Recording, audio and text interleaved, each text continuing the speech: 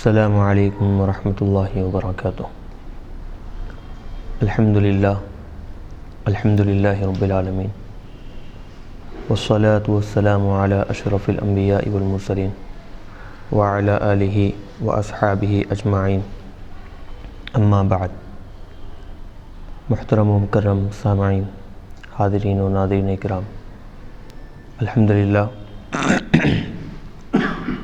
جامعہ انواریہ کے زیر اہتمام مختلف کتابوں کی آڈیو اور ویڈیو ریکارڈنگ کا سلسلہ جاری ہے۔ تاریخ مشائخ چشت خلیق احمد نظامی صاحب کی کتاب کی ریکارڈنگ کا سلسلہ ہم نے شروع کیا تھا۔ الحمدللہ پچھلے درس میں اس کتاب کا جو ہم خاص عنوان شروع کیے تھے،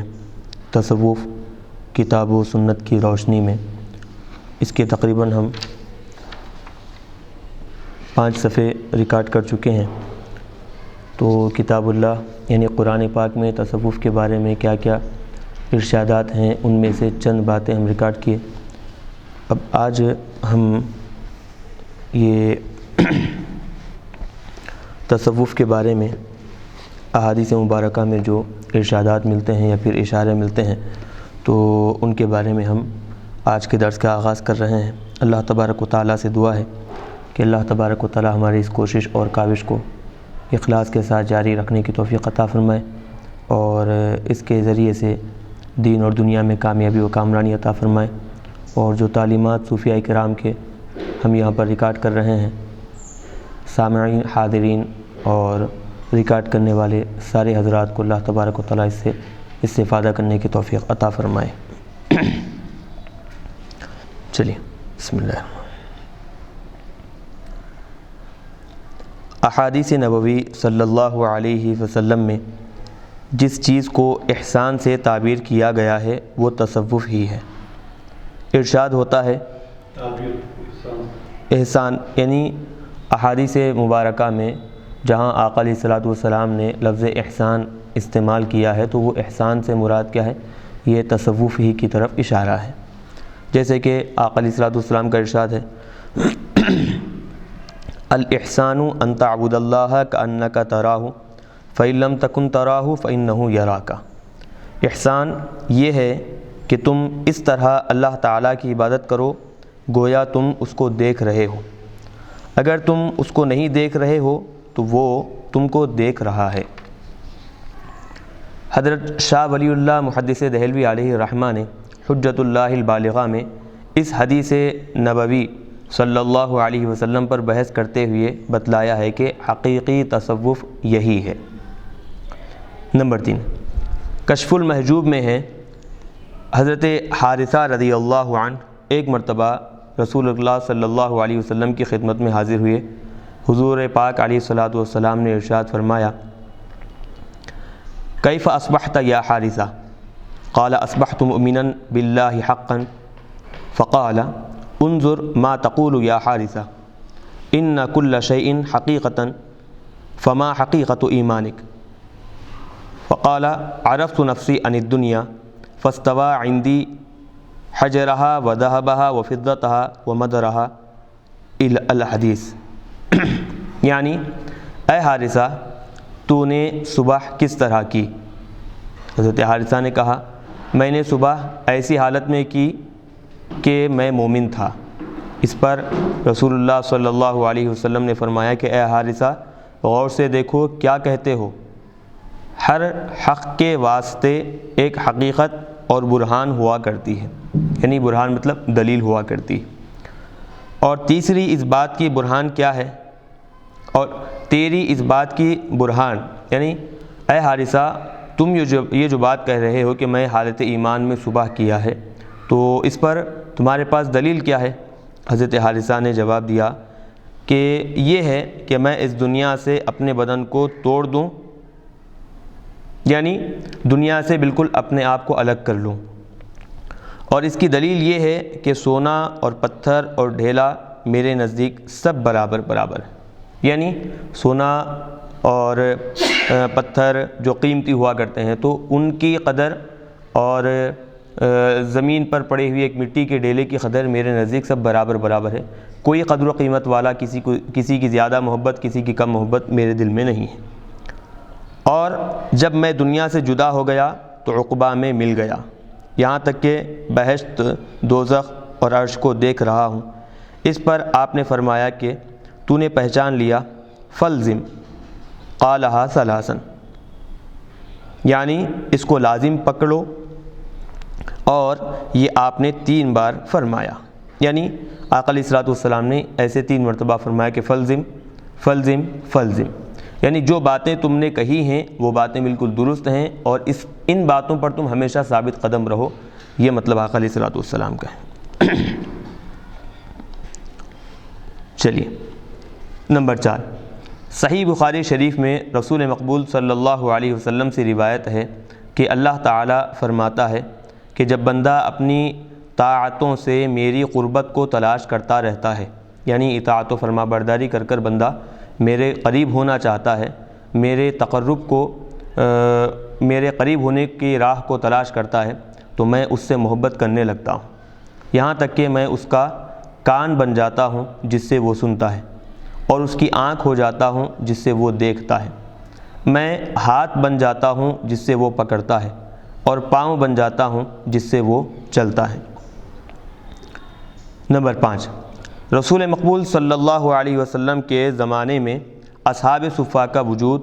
خود اس بات کا ثبوت ہے کہ رسول اکرم صلی اللہ علیہ وسلم عبادت میں ہمہ وقت یعنی ہمیشہ انہماک کو ایک خاص طبقہ کے لیے برا نہیں سمجھتے تھے، یعنی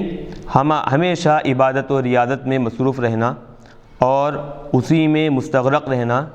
آقا علیہ الصلوۃ والسلام جو ایک خاص جماعت ہمیشہ عبادت میں مصروف رہتی ہے تو ان کے اس عمل کو آقا علیہ الصلوۃ والسلام برا نہیں سمجھتے تھے۔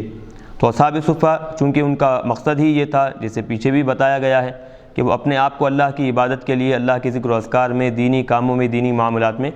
پوری زندگی اپنی وہ مقرر کر دیے تھے، معین کر دیے تھے، اب اس کے علاوہ اور کوئی ان کی زندگی کا چارہ نہیں تھا، کوئی وہ اپنے کام میں، زندگی کے کاموں میں وہ مصروف نہیں رہا کرتے، تو سارے کاموں کو چھوڑ کر عبادت و ریاضت میں مستغرق ہو جانا، ڈوب جانا، اصحاب صفہ کا جو عمل تھا آقا علیہ الصلوۃ والسلام اس کو برا نہیں کہے ہیں، تو اس سے یہ معلوم ہوا کہ آقا علیہ الصلوۃ والسلام کے پاس یہ عمل پسندیدہ ہے۔ حضرت داتا گنج بخش علی حجویری علیہ رحمہ فرماتے ہیں، فارسی عبارت ہے، اس کا ترجمہ ہم بیان کریں گے۔ خود رسول اللہ صلی اللہ علیہ وسلم کے زمانے میں مہاجرین فقراء ایسے تھے کہ خدا کی عبادت کے آداب اور حضور پیغمبر خدا صلی اللہ علیہ وسلم کی محبت کا اتباع پورا بجا لاتے تھے، یعنی مہاجرین میں سے جو فقراء صحابہ تھے وہ صحابہ ہمیشہ اللہ تبارک و تعالیٰ کی عبادت کے جو آداب ہیں ہمیشہ ان کو ملحوظ رکھا کرتے، اور حضور پاک علیہ الصلوۃ والسلام کی پیروی کرنے، اتباع کرنے کا جو طریقہ ہے اور حضور سے محبت کرنے کا جو طریقہ ہے ہمیشہ وہ صحابہ اس کو پورے انداز میں پورے طور پر بجا لایا کرتے تھے، اور آپ کی مسجد یعنی مسجد نبوی میں بیٹھے رہتے تھے، اور تمام اشغال یعنی تمام کاموں اور جھگڑوں کو ترک کر دیا تھا، یعنی ایک خاص جماعت جو ہے زندگی کے تمام کاموں، تمام جھگڑے وغیرہ سے کٹ کر اللہ کی عبادت کے لیے اپنے آپ کو مصروف کر لیے تھے، اور اس امر کا کامل یقین رکھتے تھے کہ خدائے تعالیٰ روزی رساں ہے، یعنی اللہ تعالیٰ روزی پہنچانے والا ہے، اور اس پر توکل تھا۔ اسی وجہ سے رسول اللہ صلی اللہ علیہ وسلم ان کی صحبت کے واسطے مأمور تھے، یعنی آقا علیہ الصلوۃ والسلام کو حکم دیا گیا تھا کہ آپ بھی ان کی سنگت میں رہیں تو ان کی اصلاح ہوگی اور ان کو آپ کی صحبت کا شرف بھی حاصل ہو جائے گا، اور ان کے حق کو یہ جو اللہ تعالیٰ جو فرمائے پیارے نبی صلی اللہ علیہ وسلم سے، تو یہ حدیث کے ذریعے معلوم ہے قرآن میں بھی اس کا آگے یہ جو معیت ہے قرآن پاک کی آیت بتا رہی ہے، اور ان کے حق کو قائم رکھتے تھے، جیسا کہ خدا تعالیٰ فرماتا ہے وَلَا تَطْرُدِ الَّذِينَ يَدْعُونَ رَبَّهُمْ بِالْغَدَاةِ وَالْعَشِيِّ يُرِيدُونَ وَجْهَهُ، ان لوگوں کو کہ صبح و شام اپنے رب کو پکارتے ہیں اور اس کی ذات کی خواہش رکھتے ہیں، اے حبیب صلی اللہ علیہ وسلم آپ دور مت کرو، یہ یعنی کہ ان کو اپنے قریب کرنے کا حکم دیا گیا ہے، یہ ایک بات۔ اور دور نہ کرنے کا حکم دیا گیا۔ اور پھر آگے اللہ تبارک و تعالیٰ کا ارشاد بھی ہے وَلَا تَعْدُ عَيْنَاكَ عَنْهُمْ تُرِيدُ زِينَةَ الْحَيَاةِ الدُّنْيَا، اپنی آنکھیں یعنی توجہ کی نگاہ ان کی طرف رکھو اور ان کو نظر حقارت سے نہ دیکھو، یعنی فقراء صحابہ ہونے کی وجہ سے ان کو ایک حقیر نظر سے حقیر مت جانو۔ کیا آپ دنیا کی زندگی میں زینت چاہتے ہیں؟ اسی واسطے رسول اللہ صلی اللہ علیہ وسلم جہاں کہیں ان کو دیکھتے، یعنی وہ جو فقراء صحابہ تھے، جہاں کہیں ان کو دیکھتے تو فرماتے کہ میرے ماں باپ تم پر قربان ہو، خدا تعالیٰ تمہارے بابت مجھ پر عتاب فرمایا ہے۔ تو عتاب کا حقیقی معنی یہاں پر نہیں لیں گے، بلکہ عتاب سے مطلب تمہارے بارے میں اللہ تبارک و تعالیٰ نے مجھے سختی سے حکم دیا ہے، یہ مطلب ہوگا، ورنہ عتاب کے معنی جو ہے ایک سخت انداز کے آتے ہیں جو حضور پاک علیہ الصلوۃ والسلام کے شایع نشان نہیں ہے۔ تو یہاں چونکہ ان کی معیت میں، ان کی سنگت میں رہنے کا آقا علیہ الصلوۃ والسلام کو بھی حکم دیا گیا ہے، تو معیت میں رہنے کا مطلب یہ نہیں کہ اصحاب صفہ کی وجہ سے حضور کو کچھ فائدہ ہوگا، یہ نہیں، بلکہ فائدہ دونوں صورتوں میں اصحاب صفہ کا ہی ہے۔ وہ کیسے فائدہ؟ ایک تو اصحاب صفہ کو حضور کی صحبت نصیب ہوگی زیادہ دیر تک، اور دوسری چیز حضور کی صحبت ہونے کے ساتھ ساتھ حضور پاک علیہ الصلوۃ والسلام کے ذریعے سے ان کی تعلیم ہوگی اور ان کے اندر اصلاح ہوگی، دونوں اعتبار سے اصحاب صفہ کا ہی فائدہ ہے۔ تو اس سے بات معلوم ہو رہی ہے کہ ایک خاص جماعت، ایک خاص طبقہ حضور پاک علیہ الصلوۃ والسلام کے زمانے سے مقرر ہے جو ہمیشہ اپنے آپ کو اللہ کی عبادت میں مصروف کر رکھتا تھا۔ مناسب معلوم ہوتا ہے کہ اصحاب صفہ کے متعلق یہاں اجمالاً کچھ عرض کر دیا جائے، یعنی مختصر طور پر یہاں پر بیان کرنا یہ مناسب ہے۔ صحابہ کی ایک مقدس جماعت نے جو اصحاب صفہ کے نام سے مشہور ہے، اپنی زندگی صرف عبادت اور تعلیم قرآن پر وقف کر دی تھی۔ دنیاوی معاملات سے ان کا کوئی سروکار نہ تھا، یعنی ان کا کوئی تعلق نہیں تھا دنیاوی کاموں سے، رات دن عبادت، تلاوت اور قرات میں مصروف رہتے تھے۔ ان بزرگوں کے بال بچے نہ تھے، اور جب شادی کر لیتے تھے تو اس حلقے سے نکل جاتے تھے۔ معاش کا زیادہ تر دار و مدار صحابہ اور خود رسول اکرم صلی اللہ علیہ وسلم کی اعانت پر تھا،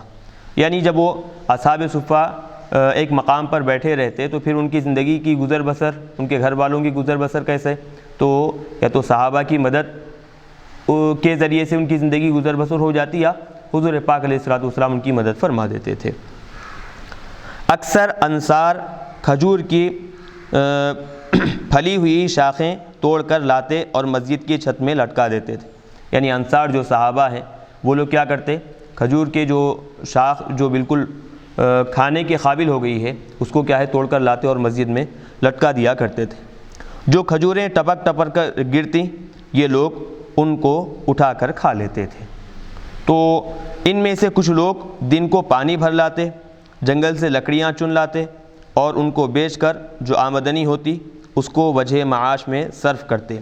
یعنی یہ دن میں یہ کام کرنے کے بعد ان کو بیچ کر جو پیسے آتے تو ان کے ذریعے سے جو ہے اپنی زندگی کی گزر بسر کر لیا کرتے تھے۔ لیکن زیادہ تر ان بزرگوں کے گزر اوقات و صدقات پر ہوا کرتے تھے، یعنی جو کوئی اوقات کا مطلب یہاں پر یہ جو بھی صدقے وغیرہ مقررہ وقت میں ادا کر دیے جاتے ہیں تو وہ مقررہ وقت کے صدقات، واجبات ہیں، زکوٰۃ وغیرہ ہے، تو یہ لوگ کیا ہے اس کو استعمال کر کر زندگی گزر بسر کر لیا کرتے تھے۔ چنانچہ ابن کعب القردی نے للفقراء الذین احصروا فی سبیل اللہ کی یہ جو آیت ہے قرآن پاک کی، اس کی تفسیر میں آپ نے لکھا ہے کہ فقراء سے اصحاب صفہ مراد ہیں۔ ان کے حالات سے ابن الاعرابی احمد بن محمد بصری، علامہ جلال الدین سیوطی علیہ رحمہ اور دیگر علماء نے رسالے اور کتابیں تصنیف کی ہیں ان کے حالات پر، یعنی اصحاب صفہ کے حالات پر۔ یہی جو بزرگان دین ہیں یہی نہیں بلکہ ان کے علاوہ بہت سارے علماء دین ان کے حالات پر کتابیں لکھی ہیں۔ سورہ انعام اور سورہ کہف میں ان بزرگوں کی عبادت و ریاضت کی تعریف کی گئی ہے۔ بہرحال یہ تو احادیث کے ذریعے سے آج ہم جو جہاں سے ریکارڈنگ شروع کیے ہیں تو اس سے پورے طور پر یہ بات معلوم ہوتی ہے کہ تصوف حضور پاک علیہ الصلوۃ والسلام کے زمانے سے اس کا چلن ہے، اور ساتھ ہی ساتھ حضور کے زمانے سے ہی یہ ایک خاص قسم کے طریقے کو اختیار کر لیا گیا تھا۔ حضور بھی اس طریقے کو دیکھے، سنے اور خاموشی اختیار کیے تو معلوم ہوا کہ طریقہ شریعت میں پسندیدہ ہے، اور پھر حضور پاک علیہ الصلوۃ والسلام ان کی مدد کرتے تھے تو معلوم ہوا کہ آقا علیہ الصلوۃ والسلام بھی اس طریقے سے بالکل خوش ہیں۔ دنیا کو بالکل چھوڑ کر جی اپنے کے لیے وقف ہو جانا، اللہ کے لیے وقف ہو جانا، یہ آقا علیہ الصلوۃ والسلام کا پسندیدہ عمل ہے، اور جو صحابہ اپنے آپ کو وقف کر لیے تھے آقا علیہ الصلوۃ والسلام ان سے خوش بھی ہوتے، اور خود اللہ تبارک و تعالیٰ ان سے خوش تھا، اسی لیے حضور پاک علیہ الصلوۃ والسلام کو حکم ہوا کہ آپ ان لوگوں کی معیت میں، ان لوگوں کی سنگت میں رہیں۔ آگے بتا رہے ہیں تصوف اور صوفیہ اکرام کا مقصد حیات۔ اللہ تعالیٰ جو فرمائے کہ آپ ان کے ساتھ رہیے، ان کی اصلاح فرمائیے، قرآن کی آیت ہے یا حدیث پاک؟ قرآن پاک میں خود وضاحت کے ساتھ، ابھی جیسے ہم تلاوت کیے ہیں قرآن پاک کی آیت، اس میں حکم صراحت کے ساتھ آقا علیہ الصلوۃ والسلام کو دیا گیا ہے کہ پوری توجہ آپ ان پر رکھیں، ذرا برابر بھی آپ ان کے اوپر سے توجہ نہ نکالیں اور ان کو اپنے سے دور نہ کریں۔ قرآن پاک کی آیت صراحت کے ساتھ موجود ہے۔ آگے بتا رہے ہیں تصوف اور صوفیہ اکرام کا مقصد حیات۔ تصوف کی تعریفیں مشائخ کی کتابوں میں کثرت سے ملتی ہیں، لیکن ان تعریفوں کی بنا پر صوفیہ اکرام کے مقاصد کے متعلق کچھ فیصلہ نہیں کیا جا سکتا۔ یعنی تصوف کے بارے میں مشائخین کرام جو ہے الگ الگ تعریفات کیے ہیں، ان تعریفوں کی بنا پر صوفیہ اکرام کے زندگی کے کیا کیا مقاصد ہیں، ان کی زندگی کا مقصد کیا ہے، اس پر بیان کرنا یہ مناسب معلوم نہیں ہوتا، فیصلہ ان تعریفات کے ذریعے سے نہیں کیا جا سکتا۔ حضرت شیخ ابو الحسن رحمۃ اللہ علیہ فرمایا کرتے تھے التصوف اليوم اسم ولا حقیقتہ وقد کان حقیقتہ ولا اسم۔ تصوف آج کل ایک بے حقیقت نام ہے، اس سے پہلے حقیقت بلا نام کے تھا، یعنی آج صرف نام کا تصوف رہ گیا ہے۔ پہلے زمانے میں تصوف کی جو حقیقت ہے لوگ اس پر توجہ دیتے تھے، نام پر توجہ نہیں دیا کرتے تھے۔ آج صرف نام پر توجہ دیا جا رہا ہے، اس کے جو اصل جو تعلیمات ہے اس پر لوگوں کی توجہ نہیں رہی۔ اس لیے مناسب یہی معلوم ہوتا ہے کہ خود صوفیہ اکرام کی زندگی میں تصوف کے معنی تلاش کیے جائیں اور ان کے مقاصد کا تعین اسی کی بنا پر کیا جائے کہ صوفیہ اکرام کی زندگی میں تصوف کیا ہے، اور پھر تصوف ان کی زندگی کا مقصد کیا ہے، تصوف کے دوران تصوف میں، تو ان کی زندگی کو دیکھیں گے تو بات ہمیں سمجھ میں آئے گی۔ پہلی چیز محبت الہی۔ حضرت شیخ نظام الدین محبوب الہی علیہ رحمہ ایک خط میں مولانا فخر الدین مزدری علیہ رحمہ کو لکھتے ہیں،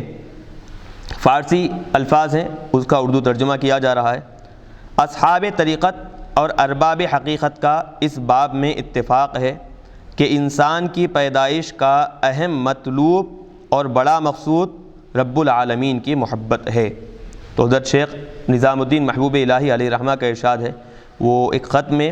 اپنے مرید کو یا اپنے خلیفہ کو لکھ رہے ہیں کہ اہل طریقت اور ارباب حقیقت سب اس بات پر متفق ہیں کہ انسان جو اس کی جو پیدائش ہوئی ہے اس کا اصل مقصد رب العالمین کی محبت ہے، اللہ تبارک و تعالیٰ سے محبت کرنا ہے۔ ضروری ہے کہ قرآن حکیم اور احادیث نبوی علی صاحبہا الصلاۃ والسلام کی روشنی میں محبت الہی کی نوعیت اور اہمیت کو سمجھا جائے۔ قرآن میں ایمان کی سب سے بڑی علامت اور خاصیت محبت الہی کو قرار دیا گیا ہے، یعنی ایمان کی علامت کیا ہے؟ سب سے بڑی علامت وہ اللہ تبارک و تعالیٰ کی محبت، یہ ایمان کی سب سے بڑی علامت ہے۔ اگر اللہ سے محبت نہیں ہے، صرف ایمان ہے، تو یوں سمجھیں کہ بغیر پھل کا درخت سمجھا جائے گا۔ تو اب اس کو قرآن پاک میں کہاں کہاں پر محبت الہی کے بارے میں بتایا گیا ہے، بتا رہے ہیں۔ ارشاد ہوتا ہے والذین آمنوا اشد حبا للہ، اور جو ایمان لائے وہ سب سے زیادہ خدا سے محبت رکھتے ہیں۔ پھر ایک جگہ تنبیہ کی جاتی ہے، یعنی اور ایک مقام پر آگاہ کیا جاتا ہے، یا ایھا الذین آمنوا من یرتد منکم عن دینہ فسوف یأتی اللہ بقوم یحبہم ویحبونہ۔ اے ایمان والو، اگر تم میں سے کوئی شخص اپنے دین کی راہ سے پھر جائے گا تو وہ یہ نہ سمجھے کہ دعوت حق کو اس سے کچھ نقصان پہنچے گا، یعنی وہ دین حق کو چھوڑنے کی وجہ سے، دین حق کا راستہ چھوڑنے کی وجہ سے دین کو کچھ نقصان پہنچے گا، وہ یہ نہ سمجھے۔ ان قریب اللہ تعالیٰ ایک گروہ یعنی ایک جماعت سچے خدا پرستوں کی پیدا کر دے گا جنہیں اللہ کی محبت حاصل ہوگی اور وہ اللہ کو محبوب رکھنے والے ہوں گے، یعنی اللہ بھی ان سے محبت کرے گا اور وہ لوگ بھی اللہ تبارک و تعالیٰ سے محبت کریں گے۔ یہ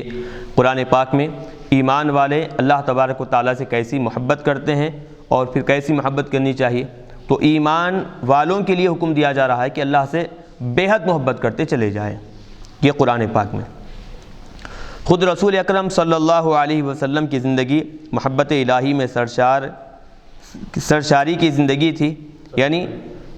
محبت الہی میں ہمیشہ مستغرق رہتے تھے، ہمیشہ منہمک رہتے تھے، ڈوبے ہوئے رہتے تھے اللہ کی محبت میں۔ آپ دعا فرمایا کرتے، الہی تو اپنی محبت کو میری جان سے، میرے اہل و عیال سے اور ٹھنڈے پانی سے بھی زیادہ میری نظر میں محبوب بنا، یعنی ساری چیزوں سے زیادہ محبوب مجھے تیری محبت ہو جائے، ایسی توفیق عطا فرما۔ آپ راتوں کو اتنی دیر تک عبادت کیا کرتے کہ پائے مبارک یعنی آقا علیہ الصلوۃ والسلام کے قدم مبارک پر ورم آ جاتا، سوج جاتے تھے، پھول جاتے تھے۔ لوگ یہ سمجھتے تھے کہ آپ کی یہ عبادت خشیت الہی سے ہے، یعنی اللہ کو ڈر کر آپ یہ عبادت کر رہے ہیں، اور چونکہ آپ گناہوں سے پاک کر دیے گئے تھے اس لیے آپ کو ریاضت شاقہ کی ضرورت نہ تھی، یعنی یہ جو عبادت سختی کے ساتھ، جو مشقت والی، تکلیف والی جو عبادت و ریاضت کر رہے ہیں راتوں میں جاگ جاگ کر، اس کی آپ کو ضرورت بھی نہیں تھی۔ کیوں؟ کیونکہ آپ بالکل گناہوں سے پاک ہیں، گناہ بھی نہیں ہوئے ہیں، جو بھی فرائض، واجبات اور نوافل آپ ادا کریں گے اللہ کے دربار میں مقبول ہے، تو گناہ بھی نہیں ہے۔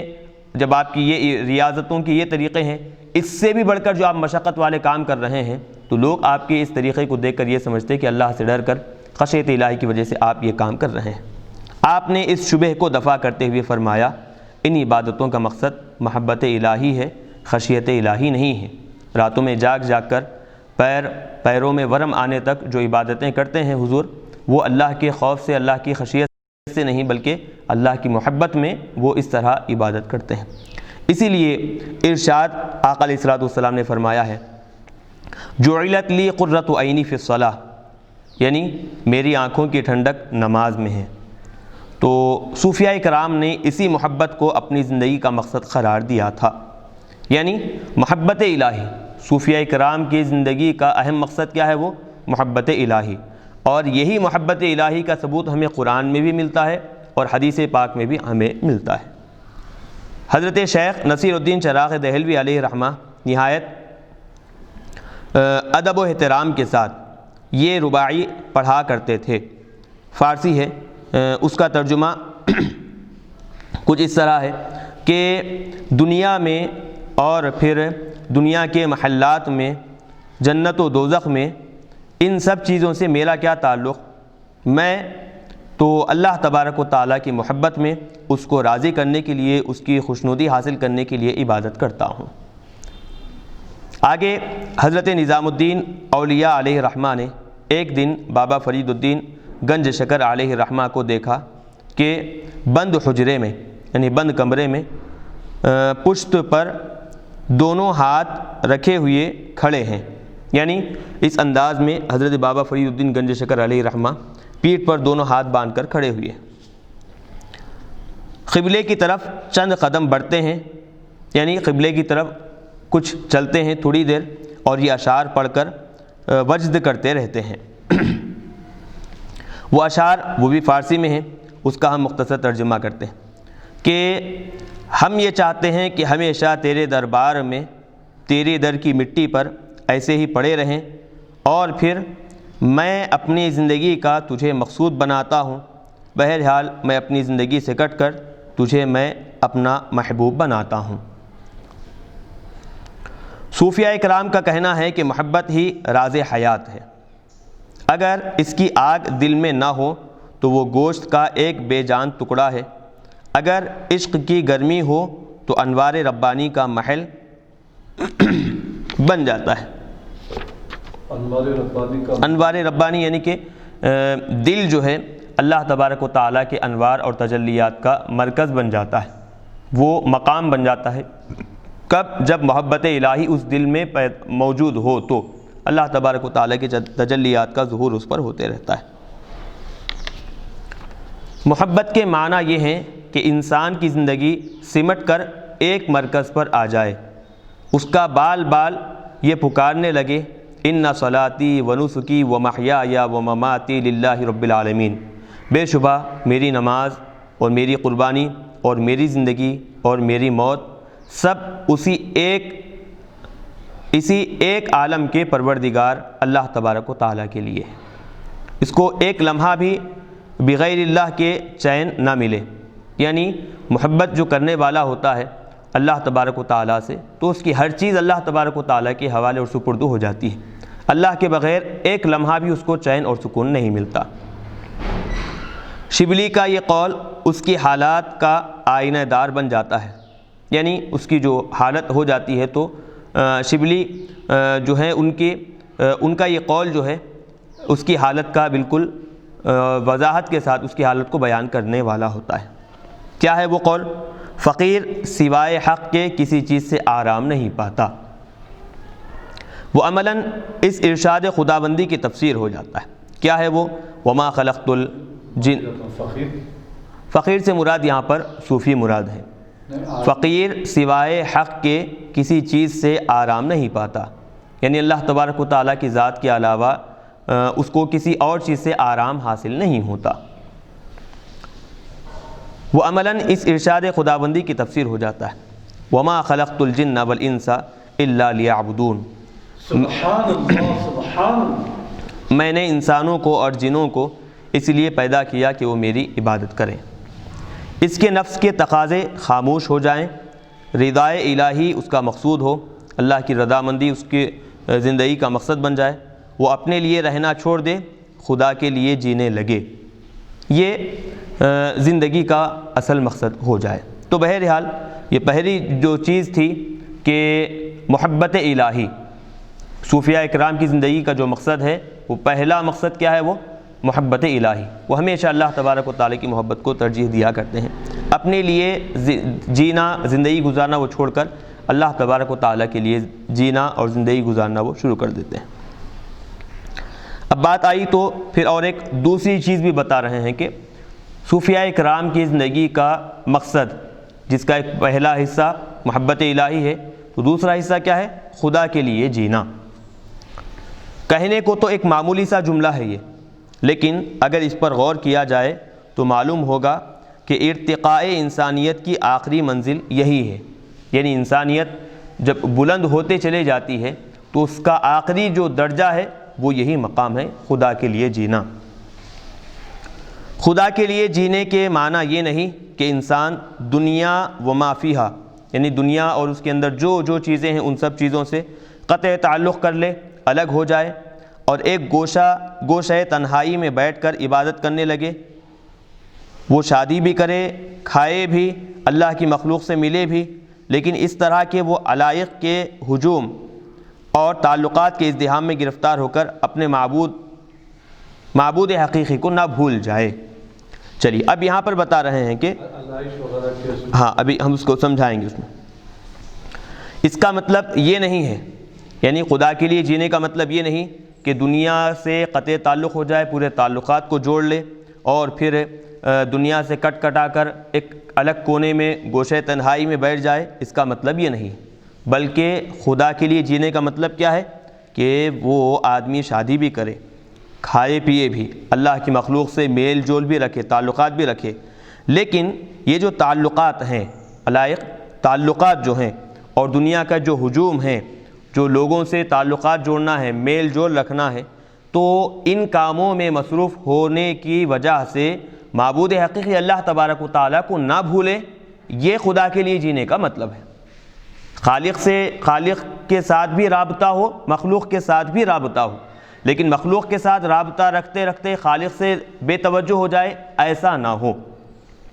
اللہ کی دی ہوئی نعمتوں سے مستفید ہو، یعنی فائدہ حاصل کرے، فائدہ اٹھائے، سبحان اللہ، لیکن دنیا کی محبت اس کے دل میں جگہ حاصل نہ کرنے پائے۔ وہ ہر کام میں رضا الہی، اللہ تبارک و تعالیٰ کی خوشنودی کا طلبگار ہو۔ خدا کے لیے جینا نیت کا ایک زبردست انقلاب ہے، ایسا انقلاب جو انسانی زندگی کے مرکز و محور کو بدل دیتا ہے۔ یعنی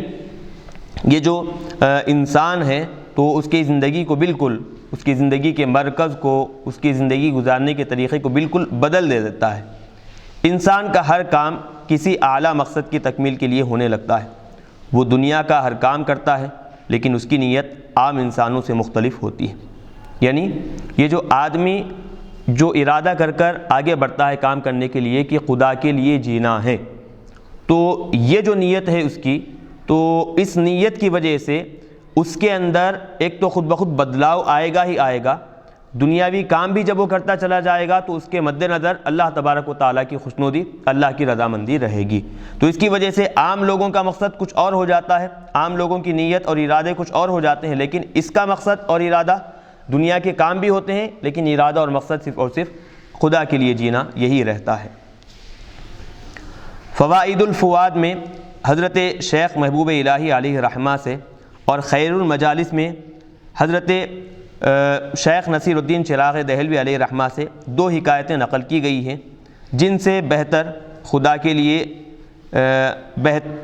کے لیے جینے کے مفہوم کی وضاحتیں ممکن نہیں۔ یعنی دو حکایتیں جو دو بزرگان کامل بیان کی ہیں اپنی اپنی کتابوں میں، تو وہ دو واقعات، دو حکایتیں بہت زیادہ مفید ہیں، جس سے آسانی کے ساتھ بات سمجھ میں آتی ہے کہ خدا کے لیے جینے کا مطلب کیا ہے، اس کا مفہوم کیا ہے۔ مفتی صاحب، اس سے پہلے ایک میرا چھوٹا سا سوال یہ جی کہ ابھی اصحاب صفہ کا جو واقعہ بیان فرمائے ہیں جی کہ وہ لوگ یعنی کمپلیٹ مکمل طور پر دنیا کو چھوڑ دیے تھے، دنیا سے اپنا تعلق توڑ لیے تھے، ترک دنیا کر چکے تھے، تو ترک دنیا کر کے یعنی مسلسل اللہ کے لیے وقف ہو گئے، عبادت اور علم دل کا حاصل کرنا، ذکر و مجاہدہ وغیرہ، وہ صرف اللہ کے لیے اپنے آپ کو وقف کر دیتے کمپلیٹلی۔ جی تو ان کو بھی جو ہے پسند کیا گیا، اللہ کے نبی صلی اللہ علیہ وآلہ وسلم، اللہ کے رسول یعنی ایسے عمل کو بھی پسند فرمائے ہیں۔ تو اگر کوئی ایسا بھی کرتا ہے تو وہ بھی مطلوب نہیں ہے، مطلب ایسا نہیں ہے کہ وہ ایسا غلط کر رہا ہے، قرآن اور حدیث کے خلاف جا رہا ہے۔ اب جہاں پر یہ یعنی اللہ کے خاطر یعنی ایسا نہ ہو جائے کہ دنیا میں آپ اتنا مصروف ہو جائیں، اتنا کھو جائیں کہ اللہ کو بھول جا رہے ہیں، ایسا بھی نہیں کرنا چاہیے۔ دنیا چھوڑنا ہے مگر ایسا نہیں چھوڑنا ہے کہ آپ دنیا کے جو اسباب ہیں وہ اسباب کو اختیار کریں، نکاح کریں، جورو بچے وغیرہ، یہ تو بہت اچھا ہے، یہ افضل عمل ہے، یہ پیارے نبی صلی اللہ علیہ وآلہ وسلم کی سنت ہے، یہ افضل عمل ہے، بہتر عمل ہے۔ لیکن اگر کوئی شخص کمپلیٹلی دنیا کو چھوڑ دیتا ہے، دنیا کو ترک کر دیتا ہے، دنیا کو چھوڑ کر، دنیا کو ترک کر کے اپنی ذات کو اور اپنے پورے مکمل وقت کو اللہ کے لیے وقف کر دے، عبادت، مجاہدہ، ریاضت وغیرہ کے لیے، اور ساری زندگی اسی میں رہے یہاں تک کہ اسی پر اس کا انتقال بھی ہو جائے، تو پھر یہ کس زمرے میں آئیں گے؟ جبکہ اصحاب صفہ کی یہی کیفیت تھی، جیسا کہ ابھی آپ فرمائیں۔ ہاں، جیسے ابھی بتایا گیا کہ اصحاب صفہ کا یہ طریقہ تھا، تو اصحاب صفہ دنیا سے کٹ کر، قطع تعلق کر کر الگ ہو گئے تھے، تو اس کا یہ مطلب نہیں جیسے عام لوگ جیسے اب لیا کرتے ہیں۔ جیسے ان کے واقعے میں بتایا بھی گیا کہ اصحاب صفہ میں سے بعض لوگ کیا تھے کہ شادی جب ہو جاتی، وہ لوگ جب شادی کر لیتے تو اصحاب صفہ کے زمرے سے نکل کر اپنا الگ مقام بنا لیتے تھے، تو وہ لوگ شادی بھی کیا کرتے تھے، اور ساتھ ہی ساتھ اللہ کی ذات پر توکل کرنا، بعض حضرات اس میں اللہ کی ذات پر توکل بھی کیا کرتے تھے، اور بعض حضرات اصحاب صفہ کے ہی جنگلات میں جاتے، لکڑی تلاش کرتے، لکڑی لا کر بازار میں بیچتے، اس کے ذریعے سے کیا ہے زندگی گزر بسر کیا کرتے تھے۔ بعض حضرات پانی گھروں تک پہنچاتے، اس کے ذریعے سے زندگی گزر بسر کیا کرتے تھے۔ اصحاب صفہ اپنے آپ کو اللہ کی عبادت میں، اللہ کی ریاضت میں مصروف کر دیے تھے ضرور، لیکن وہ لوگ کبھی بھی دنیا سے قطع تعلق نہیں ہوئے، اپنے تعلقات کو دنیا سے نہیں توڑ لیے، بلکہ دنیا میں رہتے ہوئے، دنیا میں محنت و مشقت کرتے ہوئے اللہ کی عبادت میں مصروف رہے تھے۔ یہ تو اصحاب صفہ کا طریقہ یہ۔ یہاں پر بھی وہی بات کہ دنیا سے قطع تعلق کرنا مقصد نہیں ہے، دنیا میں رہتے ہوئے اپنے آپ کو اللہ کی پسند کے مطابق زندگی گزارنا، اللہ کے لیے جینا، یہ اصل مقصد یہاں پر ہوا کرتا ہے۔ تو دونوں الگ الگ نہیں ہیں، دونوں کا مطلب ایک ہی ہے۔ ایک چیز آتی ہے رہبانیت کے نام سے۔ تو رہبانیت کا مطلب کیا ہوتا ہے؟ بالکل تعلقات ہی کٹ کر لینا، جنگلات میں نکل جانا، اور پھر شادی بیاہ وغیرہ یہ سب چھوڑ دینا، اور پھر بہت سارے طریقے آتے ہیں اس میں، رہبانیت جسے کہا جاتا ہے۔ تو اس میں صراحت کے ساتھ حدیث پاک میں ارشاد ہے لا رہبانیت فی الاسلام، اسلام میں جو ہے رہبانیت اب نہیں رہی، بلکہ رہبانیت کے معنی کیا بتائے کہ وہاں پر عبادت کثرت سے کرتے جائیں، مخلوق کے درمیان رہ کر خالق سے اپنا رابطہ اور تعلق مضبوط بنائیں، اور اللہ کی راہ میں جہاد کریں۔ یہ اسلام میں یہ خاص طور پر اس کی اہمیت دی گئی ہے۔ تو بہرحال جو جب ضرورت ہے تو وہاں پر جو ہے دنیا میں لوگوں کے ساتھ رہ کر لوگوں کی اصلاح کی خاطر ایسا کریں، اور جہاں ضرورت نہیں ہے تو اپنی ضرورت کے تحت ذریعہ معاش کو استعمال کرتے ہوئے اپنے آپ کو اللہ تبارک و تعالیٰ کی یاد میں مستغرق رکھیں۔ یہ صوفیاء کرام کا طریقہ کار رہا ہے۔ چلیے، تو بہرحال بات چل رہی تھی کہ دو واقعات جو حضرت محبوب الہی علیہ رحمہ کے اور حضرت شیخ نصیر الدین چراغی دہلوی علیہ رحمہ کے بیان کیے ہوئے ہیں، جو اس بات کی پورے طور پر وضاحت کرتے ہیں کہ خدا کے لیے جینے کا کیا مطلب ہے۔ چلیے، سرکار محبوب الہی نکاح نہیں فرمائے، بہت سے اولیاء اللہ سے گزرے ہیں جو نکاح نہیں فرمائے، شادی نہیں کیے، تو پھر اب ان اولیاء اللہ کے بارے میں ہم کیا کہیں گے؟ یعنی لوگ یہ سوالات کرتے ہیں، خاص طور پہ غیر یعنی مستشرقین کے سوالات ہیں، بھائی آپ کے نبی شادی کیے، پھر آپ جن اولیاء اللہ کو مانتے ہیں، جن اولیاء اللہ کی آپ تعظیم کرتے ہیں، جن کا ادب کرتے ہیں، جن کا احترام کرتے ہیں، وہ تو نکاح نہیں کیے، وہ تو شادی نہیں کیے، وہ بھی تو خلاف سنت پہ عمل کے، نعوذ باللہ اس قسم کے لوگوں کے اعتراضات ہوتے ہیں، تو اس کا جواب کیا دیں گے؟ دیکھیں، جہاں تک حضور پاک علیہ الصلوۃ والسلام کی نکاح کرنے کا معاملہ ہے، حضور پاک علیہ الصلوۃ والسلام بحیثیت مربی ہے، بحیثیت نبی ہے، لوگوں تک احکام پہنچانے کے لیے، لوگوں تک صحیح راستہ بتانے کے لیے آقا علیہ الصلوۃ والسلام کا ہر عمل ہوا کرتا ہے۔ شادی کرنا بھی وہی حکم ہے، اور پھر آپ دیکھتے چلے جائیں دیگر جتنی بھی باتیں حضور سے ملتی ہیں امت کی اصلاح کے لیے، امت کو صحیح راستہ بتانے کے لیے ہوا کرتا ہے۔ یہ ایک ہوگی بات۔ اب جب اولیاء کرام کا معاملہ آیا تو بعض لوگ، ایک ہوتی ہے عوام، ایک ہوتی ہے اولیاء کرام۔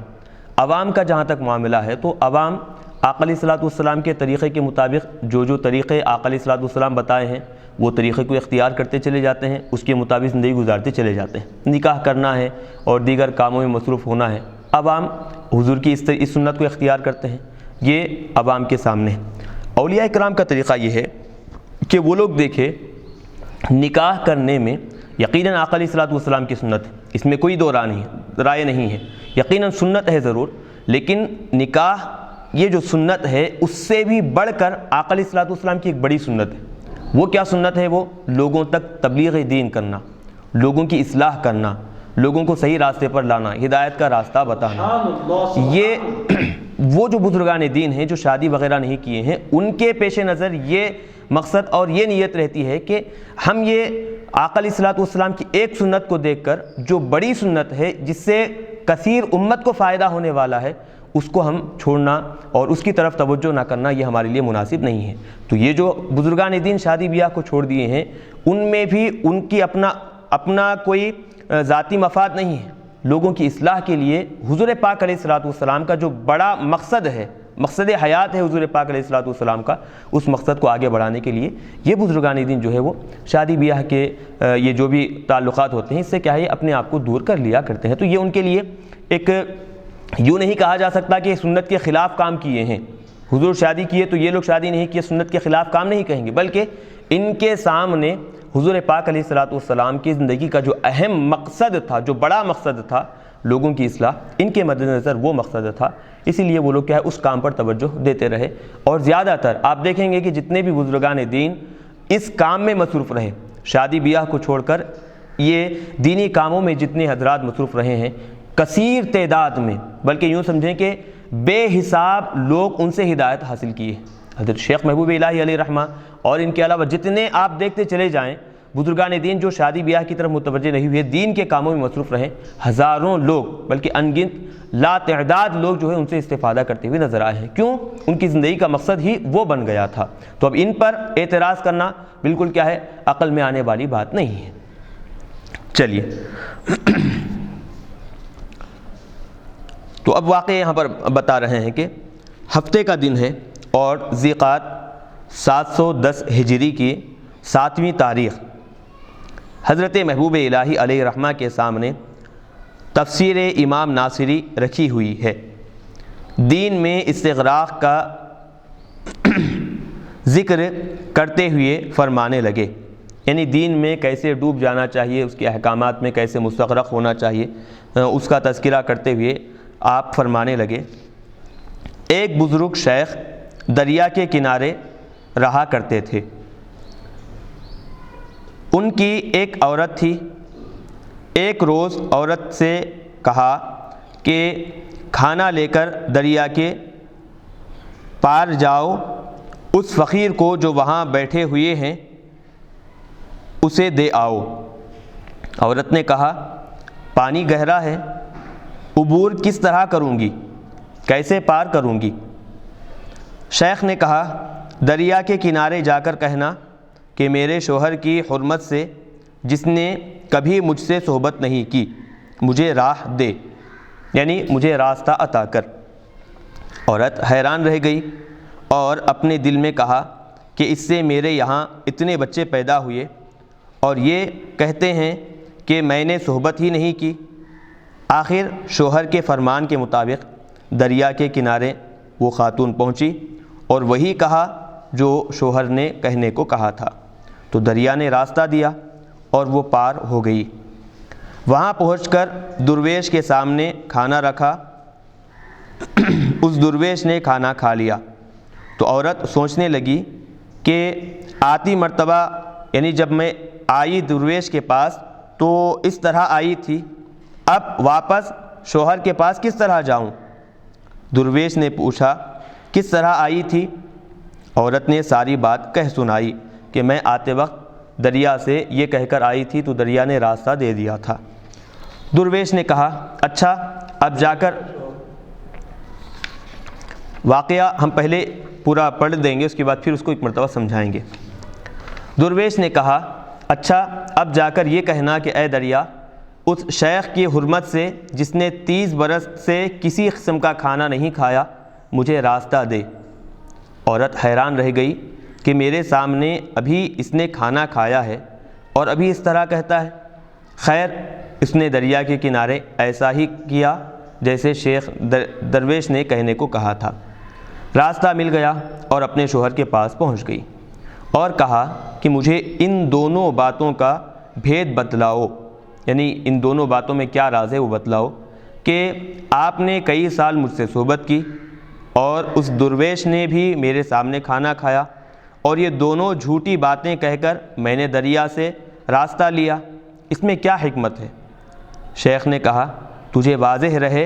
یعنی تجھ پر یہ بات اچھی طرح سمجھ میں آ جائے کہ میں نے ہوائے نفسانی سے کبھی تجھ سے صحبت نہیں کی، یعنی جب بھی میں نے صحبت کیا ہوں تجھ سے تو اپنی خواہش کے مطابق نفسانی خواہشات پوری کرنے کے لیے میں صحبت نہیں کیا ہوں۔ اسی طرح اس درویش نے بھی کبھی نفسانی طمع سے کھانا نہیں کھایا، نفسانی خواہش پوری کرنے کے لیے نفس کی لالچ کی وجہ سے انہوں نے کھانا نہیں کھایا، بلکہ محض عبادت و اطاعت کی خاطر انہوں نے بھی بظاہر کھانا تناول فرمایا، میں بھی تجھ سے صحبت کیا ہوں، اس لحاظ سے اس نے کبھی کھانا نہیں کھایا۔ چلیے ہاں اب دیکھیں، اب یہ حکایت بیان کرنے کے بعد حضرت محبوب الہی علیہ رحمہ نے فرمایا ان دونوں باتوں سے معلوم ہوتا ہے کہ جو کچھ مردان خدا کرتے ہیں، اللہ والے جو کام کرتے ہیں وہ خدا کے لیے کرتے ہیں، ان کی نیت سب حق کی خاطر ہوتی ہے۔ تو اب اس میں واقعہ پھر ایک مرتبہ ہم خلاصے کے طور پر بیان کرتے ہیں کہ ایک شیخ جو ہے دریا کے کنارے پر اپنی بیوی کے ساتھ رہا کرتے تھے۔ تو ایک دن شیخ نے اپنی بیوی سے کہا کہ کچھ کھانا لو اور پھر دریا کے اس کنارے پر جو بزرگ ہیں ان کو یہ کھانا دے کر آؤ۔ تو بیوی نے کہا کہ دریا بہت گہرا ہے، میں کیسے پار کر کر جاؤں گی، ڈوب جاؤں گی۔ تو شیخ نے کہا کہ دریا کے کنارے پر جاؤ اور یہ کہنا کہ میرے اس شوہر کے واسطے سے کہ جس نے مجھ سے کبھی صحبت نہیں کی مجھے راستہ دے دے۔ تو بیوی ہم بستری نہیں کی، اس کے واسطے سے مجھے راستہ دے دے۔ تو دریا کے کنارے پر گئی، پہلے تو پریشان ہو گئی، حالانکہ اس شیخ نے صحبت بھی کی تھی، ان کی کئی اولاد بھی تھی، تو صحبت نہیں کی۔ اور جا کر جب بیوی نے کہا تو دریا بالکل کیا ہے کھل گیا، راستہ بن گیا، وہ پار کر کر اس بزرگ کے پاس چلے گئی۔ کھانا وہاں پر رکھا تو بزرگ نے کھانا کھا لیا۔ کھانے کے بعد پھر واپس جب آنا چاہتی تھی تو سوچنے لگی کہ آتے وقت تو یہ کہہ کر آئی تھی، اب واپس جب جانا ہے تو پھر کیا کہہ کر جاؤں گی۔ تو اس بزرگ نے کہا کہ آتے وقت کیا کہہ کر آئی تھی؟ تو جواب میں کہا کہ ایسا ایسا کہہ کر آئی تھی۔ تو اب جاتے وقت یہ کہہ کر جاؤ کہ اس بزرگ کے واسطے سے کہ جس نے 30 سال تک کھانا نہیں کھایا تو راستہ فراہم کر دے۔ تو وہ پریشان ہوئی کہ ابھی میرے سامنے کھانا کھائے، کہتے ہیں کہ 30 سال تک کھانا نہیں کھائے، اس بزرگ کے واسطے سے راستہ فراہم کر۔ اور وہ خاتون گئی اور وہی کہا جیسے بزرگ نے کہا تھا، تو بالکل دریا پھٹ گیا، راستہ مل گیا۔ جب واپس شوہر کے پاس آئی تو پریشان ہو کر کہنے لگی کہ کیا وجہ ہے کہ 2 جھوٹی باتیں بظاہر مجھے جو معلوم ہوتی ہیں،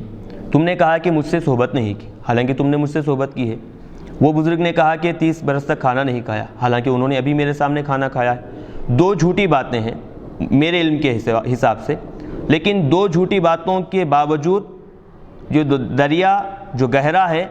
یہ کہتے ہی وہ راستہ مجھے فراہم کر دیا ہے، راستہ مل گیا ہے، میں گزری بھی ہوں اور واپس آئی بھی ہوں، کیا مطلب اس کا؟ تو بزرگ کہنے لگے کہ بظاہر میں نے تجھ سے صحبت کی ہے اور وہ بزرگ تیرے سامنے کھانا کھائے ہیں، لیکن ہم دونوں بھی اپنی نفسانی خواہش کی وجہ سے یہ کام نہیں کیے ہیں۔ میں تجھ سے صحبت اپنی نفسانی خواہش پوری کرنے کے لیے نہیں کیا ہوں، اور وہ بزرگ کھانا اپنی نفس کی جو خواہش ہے اس کو پورا کرنے کے لیے، اور ان کی جو لذت ہے، جو خواہش ہے نفس کی کھانے سے جو حاصل ہوتی ہے وہ پورا کرنے کے لیے بزرگ نہیں کھائے ہیں، بلکہ جتنا بھی کھائے ہیں، میں کھایا ہوں یا پھر وہ بزرگ میں صحبت کیا ہوں یا بزرگ کھانا کھائے ہیں، تو یہ اللہ کی خوشنودی کے لیے کام کیے ہیں۔ تو اس سے بات معلوم ہوتی ہے۔ یہ واقعہ بیان کرنے کے بعد حضرت محبوب الہی علیہ رحمہ کہتے ہیں کہ بزرگان دین، صوفیاء اکرام، اولیاء اکرام کا طریقہ یہ ہے کہ وہ جو بھی کام کرتے ہیں خدا کے لیے کام کیا کرتے ہیں، ان کی نیت اصل اللہ تبارک و تعالیٰ کی خاطر ہوا کرتی ہے۔ یہ ایک واقعہ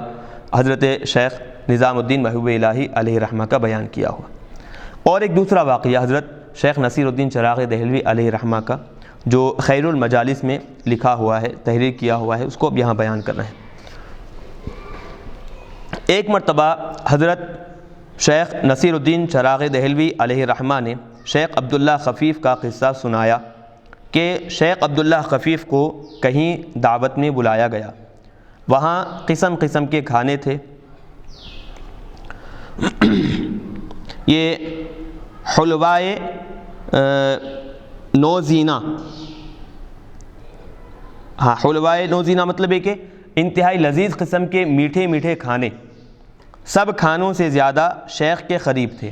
یعنی دسترخوان پر بہت سارے کھانے تھے ہی تھے، لیکن شیخ کے سامنے بہت سارے لذیذ قسم کے کھانے ان کے سامنے رکھے ہوئے تھے۔ شیخ نے صحن یعنی کہ جو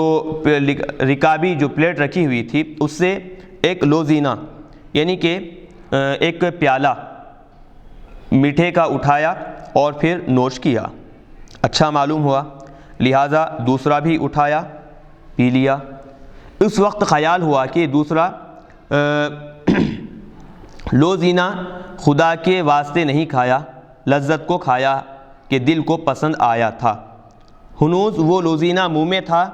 یعنی ابھی وہ جو پیالہ آپ ایک قسم کا مشروب معلوم ہوتا ہے، تو ابھی آپ وہ پیالہ منہ سے نکالے ہی تھے، ابھی وہ مشروب جو ہے منہ میں ہی تھا کہ شیخ نے اپنی زبان چاپ لی، خون نکلنے لگا۔ معتقدین پریشان ہوئے، سبب دریافت کیا تو فرمایا میں نے پہلے ایک لوزینہ کھایا تھا، بہت لذیذ تھا، دوبارہ پھر وہی کھایا، خیال آیا کہ یہ کھانا خدا کے واسطے نہیں لذت کو تھا، لہٰذا سزائے نفس کو اپنی زبان چاپ لی ہے۔ تو اب اس واقعے میں حضرت شیخ نصیر الدین چراغ دہلوی علیہ رحمہ شیخ عبداللہ خفیف کا جو واقعہ بیان کر رہے ہیں اس کا خلاصہ ہم مختصر طور پر آپ کے سامنے پیش کریں گے کہ ایک مرتبہ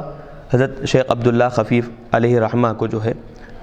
دعوت پر مدعو کیا گیا۔ تو دعوت میں جو ہے مختلف قسم کے کھانے تو تھے ہی تھے، ایک بڑے تش میں چھوٹے چھوٹے پیالیوں میں جو ہے ایک جو نام دے رہے ہیں لوزینہ کا، لوزینہ، تو وہ لوزینہ جو ہے ایک قسم کا بادام کا بنا ہوا ایک قسم کا میٹھا ہوتا ہے، تو کٹورے میں وہ رکھا ہوا تھا۔ تو آپ کیا کیے، ایک پیالہ وہ میٹھے کا لیے اور پھر نوش فرما لیے، پسند آیا، دوسرا بھی لیے پھر نوش فرما لیے، دوسرا ابھی آپ کے منہ میں تھا ہی کہ خیال آیا کہ پہلا جو پیا میں وہ تو اللہ تبارک و تعالیٰ کی خاطر پی لیا ہوں، لیکن دوسرا جو پیا ہوں میں وہ مجھے اپنے آپ کو پسند آیا، تو میری اپنی پسند کی وجہ سے اپنی لذت حاصل کرنے کے لیے میں کیا کیا ہوں، اس کو دوسرا پیا ہوں، اور وہ دوسرا جو پیا میں اللہ کی خوشنودی کے لیے نہیں تھا، تو لہٰذا اب یہ نفس کی خواہش تھی، تو اب نفس کو نقصان پہنچانا ہے، اس کی سزا دینا ہے،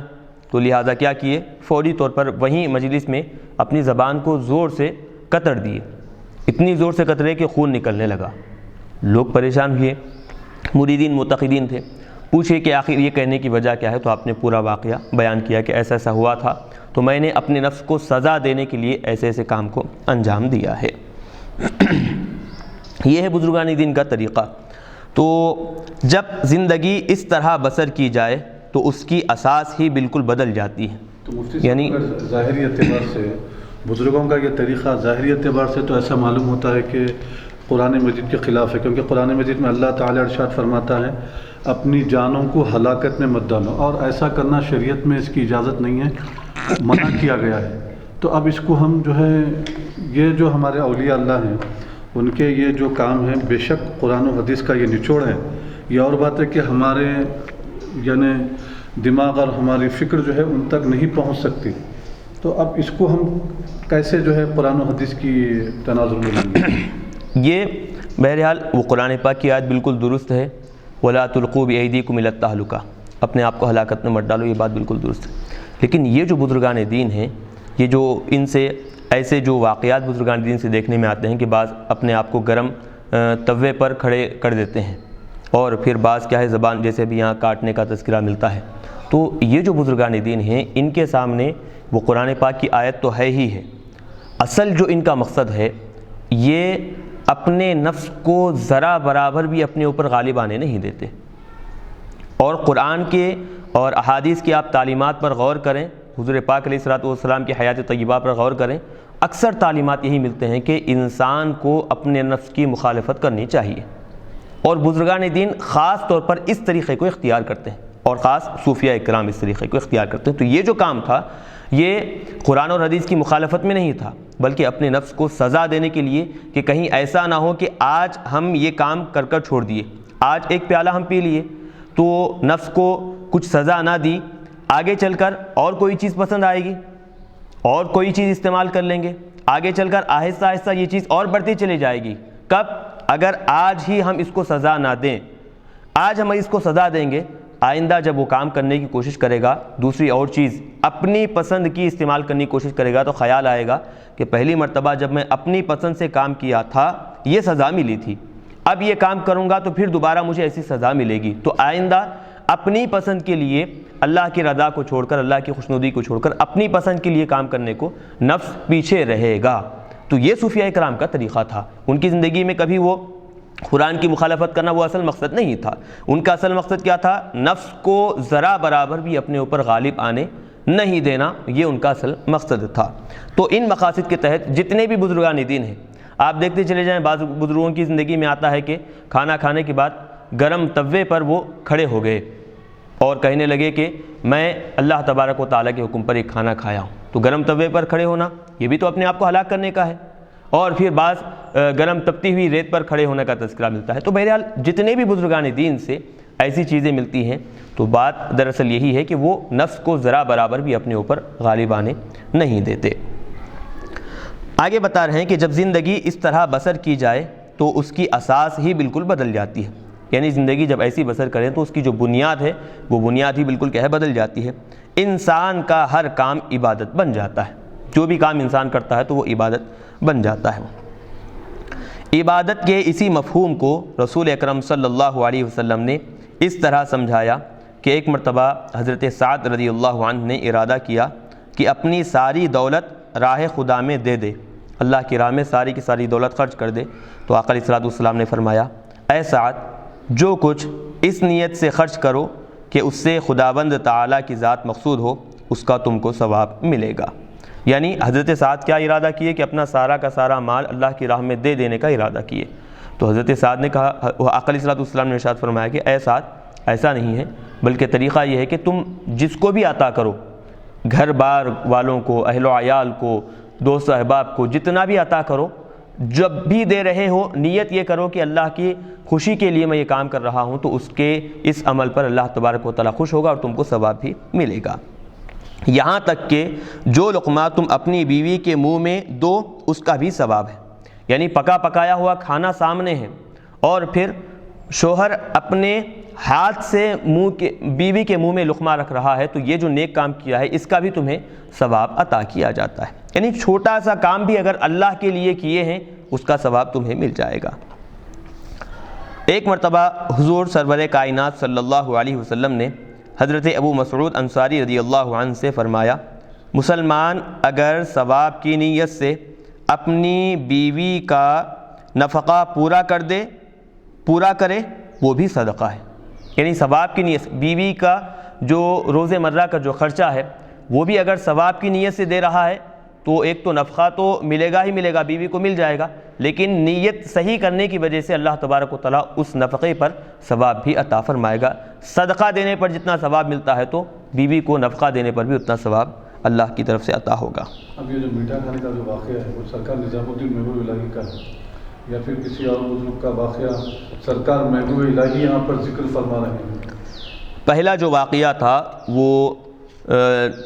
دریا کے کنارے پر جو بزرگ، وہ حضرت محبوب الہی علیہ رحمہ کا بیان کیا ہوا ہے۔ یہ جو واقعہ ہے میٹھے کھانے کا، یہ حضرت خواجہ نصیر الدین چراغ دہلوی علیہ رحمہ وہ بیان کیے ہیں۔ جی، مطلب کسی بزرگ کا واقعہ ہے، دوسرے بزرگ کا واقعہ آپ بیان کیے۔ وہ پہلا واقعہ بھی دوسرے بزرگ کا تھا، حضرت شیخ محبوب الہی علیہ رحمہ بیان کیے۔ تو یہ ساری چیزوں کو بیان کرنے کے بعد اب بتا رہے ہیں کہ یہ ہے خدا کے لیے جینا،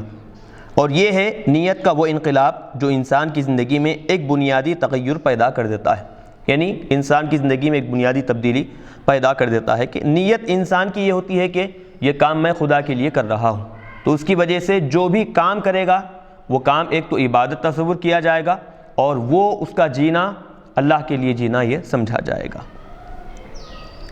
جب خدا کے لیے جینے کا یہ وسیع مفہوم تسلیم کر لیا جائے، یعنی خدا کے لیے جینا، جیسے پہلے بتائیں کہ ایک لفظ اگرچہ مختصر ہے، جملہ بالکل چھوٹا سا ہے، لیکن اتنا بڑا اس کے اندر مفہوم ہے، اتنے زیادہ اس کے اندر معنی شامل ہیں، تو پھر انسان کا ہر دنیاوی کام عبادت بن جائے۔ یعنی انسان جو دنیا میں کام کرتا ہے وہ سارے کے سارے کام کیا ہے، عبادت بن جائیں گے۔ کب؟ جبکہ اس کی زندگی کا مقصد کیا ہو، خدا کے لیے جینا، اور پھر خدا کو راضی کرنے کے لیے جینا ہو، بلکہ اس کی پوری زندگی ہی عبادت الہی ہو جاتی ہے۔ ویسے ہی عبادت جس کی طرف اس آیت میں اشارہ کیا گیا ہے، وما خلقت الجن والانس الا لیعبدون، میں نے جنوں کو اور انسانوں کو اس لیے پیدا کیا کہ وہ میری عبادت کریں۔ تو اب جب انسان ایسی زندگی گزارے گا، اپنی دنیاوی سارے کے سارے کاموں میں اللہ کی خوشنودی، اللہ کی محبت، اللہ کی رضامندی مد نظر رکھے گا، تو اس کی پوری زندگی، پورا وقت اس کا عبادت میں گزر جائے گا۔ کیسی عبادت؟ ویسی ہی عبادت جیسے اللہ نے جس عبادت کے لیے اس کو پیدا فرمایا ہے۔ آگے بیان کرتے ہیں،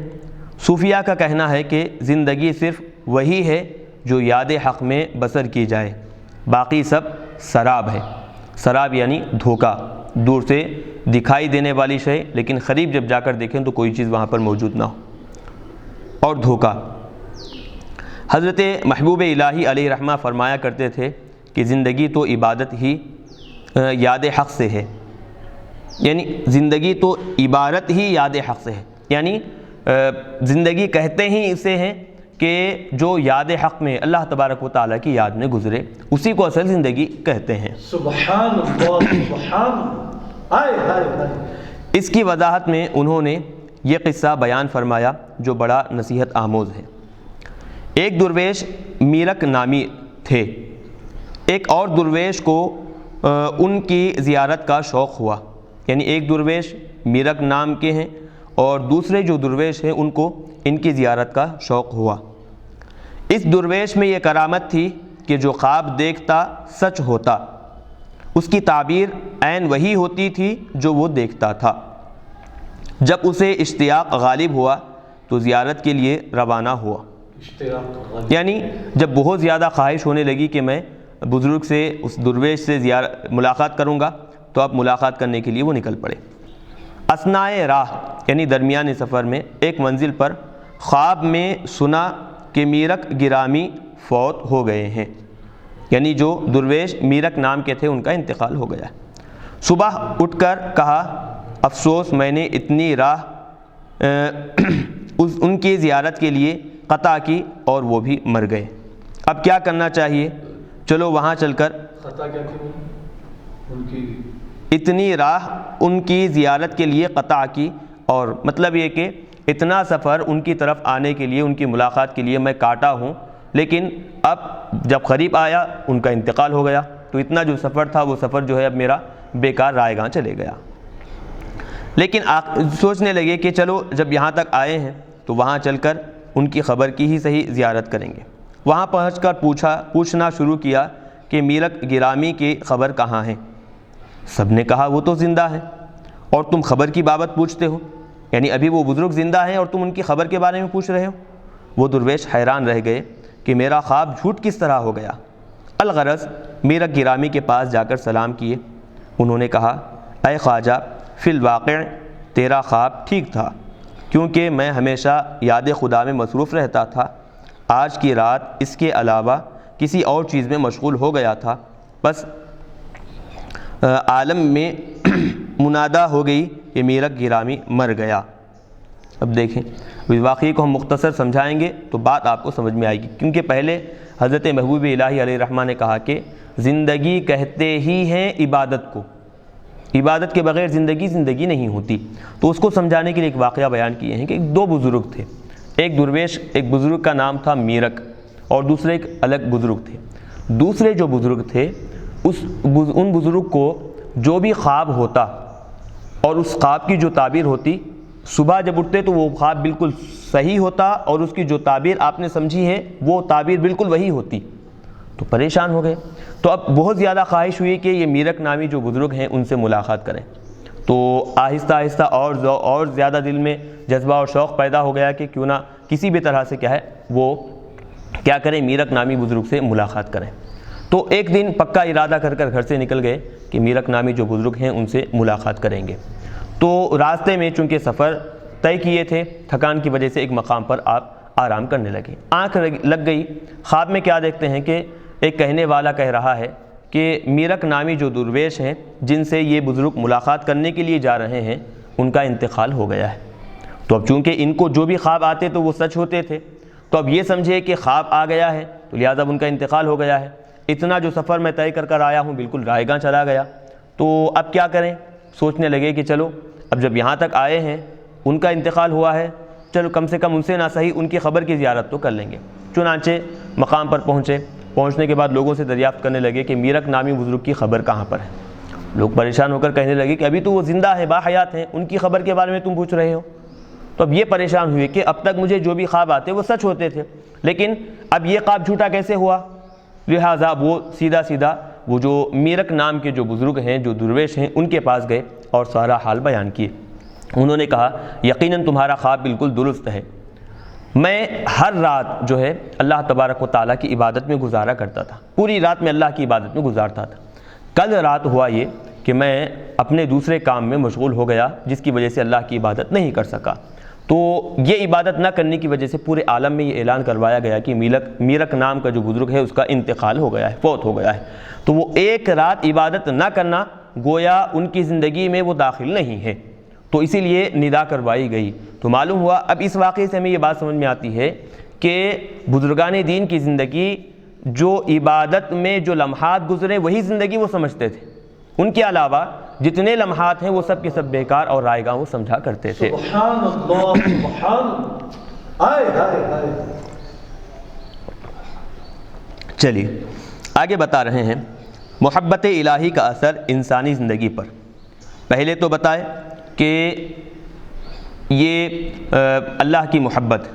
اور دوسرا ہے خدا کے لیے جینا، اور یہ تیسری چیز بتا رہے ہیں محبت الہی کا اثر انسانی زندگی پر۔ محبت الہی کا جذبہ جب انسان کے دل میں گھر کر لیتا ہے، یعنی انسان کے دل میں بیٹھ جاتا ہے، تو فکر و عمل کا کوئی گوشہ اس سے اثر پذیر ہوئے بغیر نہیں رہتا۔ یعنی محبت الہی جب انسان کے زندگی میں آ جاتی ہے تو انسان کی زندگی کا ہر گوشہ محبت الہی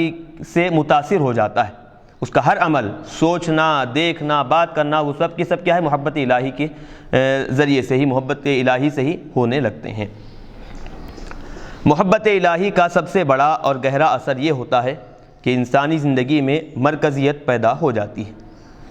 یہ مرکزیت نظام ربوبیت کی ایک شان اور خدا کی وحدانیت پر کامل ایمان کا لازمی نتیجہ ہے۔ شرک انسانی فکر و عمل کی مرکزیت کو فنا کرتا ہے، اسی لیے کوئی انسانی گناہ اس سے بڑھ کر شدید نہیں ہو سکتا۔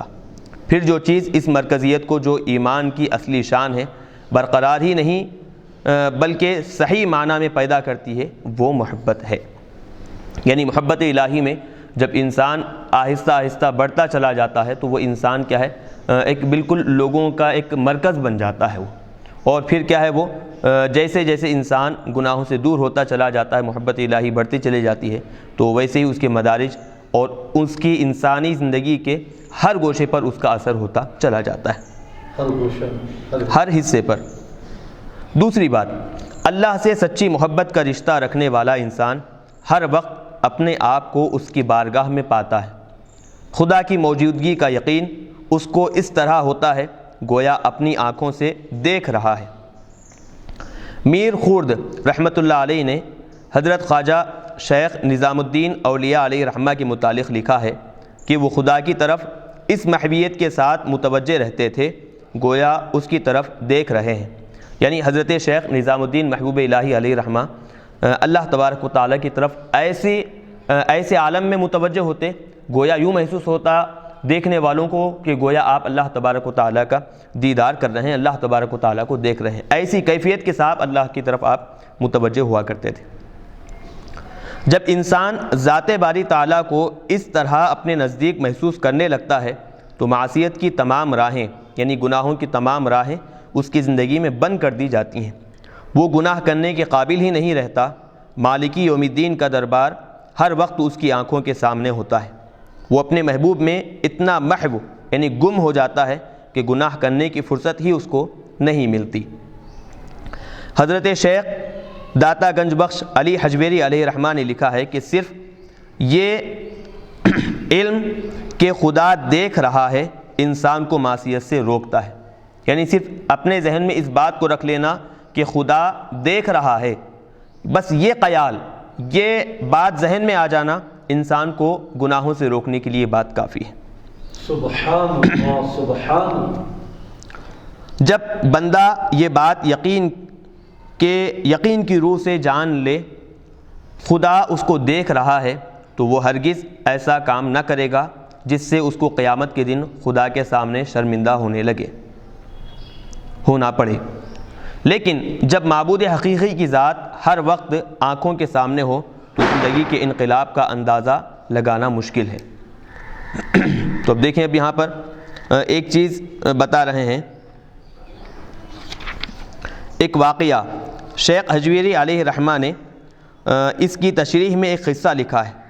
بصرہ کا ایک رئیس یعنی بصرہ کا رہنے والا ایک مالدار آدمی اپنے باغ میں گیا۔